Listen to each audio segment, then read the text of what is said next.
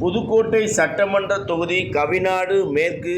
கவிநாடு கம்மாயில் சமூக ஆர்வலர்கள் ஏற்பாடு செய்த சீம கருவேல மரங்களை அகற்றி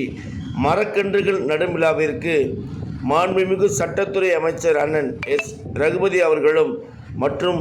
மாண்புமிகு சுற்றுச்சூழல் துறை அமைச்சர் திரு சிவவி மெய்யநாதன் ஆகியோர் தலைமை வகிக்க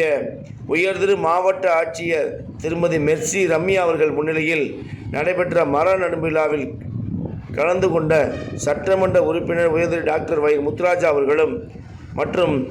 மாநிலங்களவை உறுப்பினர் எம் அப்துல்லா அவர்களும் கலந்து கொண்டு விழாவினை சிறப்பித்தனர்.